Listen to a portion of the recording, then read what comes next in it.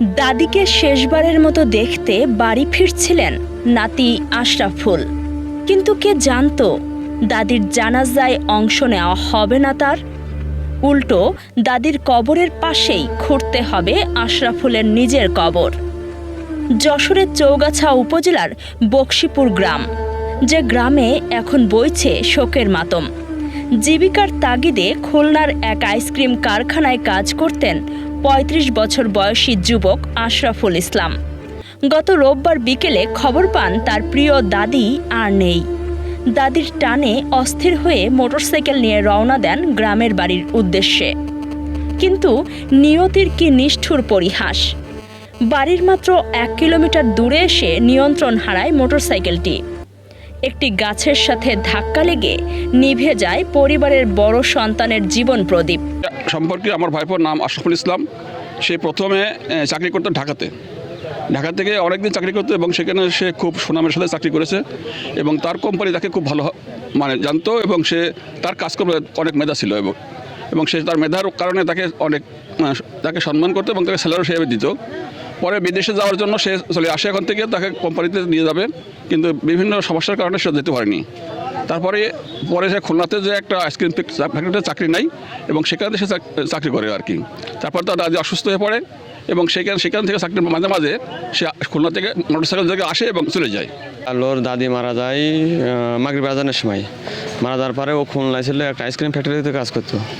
ওখান থেকে ও দাদি জানাজায় আসার জন্য প্রায় বাড়ির কাছে চলে আসলো। প্রায় আধা কিলোমিটার আগে এসে ও একটা গাছের সাথে মেরে দিয়ে রাস্তা পাশে পড়েছিল। আল্লাহর রহমত খুব ভালো, জানি খুব ভালো ছেলে, বাপ মার দেখাশুনো করে ভালো, বাপ মার কথা ছাড়া সে চলতো না। তো এই বিষয়ে আর কি বলবো।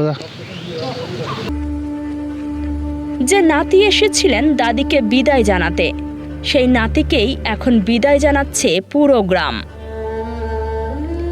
একই দিনে পরিবারের ২ সদস্যের মৃত্যুতে স্তম্ভিত গ্রামবাসী।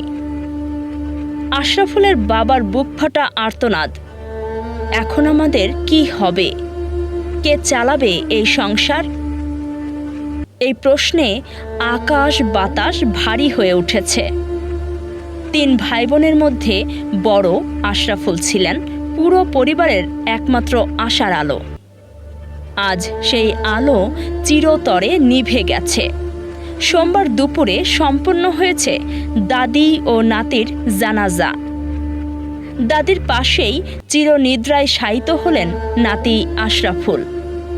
দাদির টানে ছুটে আসা নাতি শেষ পর্যন্ত দাদির কোলেই যেন আশ্রয় নিলেন।